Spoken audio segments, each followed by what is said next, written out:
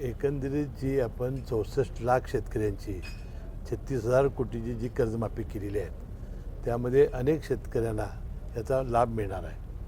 ज्यांची 2 लाख रुपयेपर्यंतची थकबाकी आहे त्यांनाही कर्जमाफी मिळणार आहे आणि जे नियमितपणानं 2 वर्ष 23, 24, 24, 25 ही जी नियमित भरणारी 2 वर्ष 3 वर्षापैकी ज्यांनी थकबाकी भरली असेल, नियमित कर्ज भरले असेल त्याला 50,000 प्रोत्साहन अनुदान देणार आहे.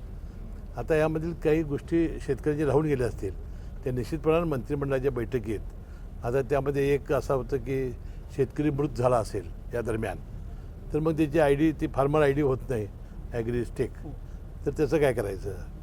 किंवा सगळ्या भावांनी मिळून वडिलांच्या नावावर जमीन आहे खरं भावांनी एकट्याच्या नावावर कर्ज काढलं, 7/12 त्याच्या नावावर नसल्यामुळं ते ॲग्रीस्टेक होत नाही. अशा ज्या किरकोळ ज्या बाबी आहेत त्या मंत्रिमंडळापुढे आणल्या जातील आणि सर्व शेतकऱ्यांना याचा लाभ होईल.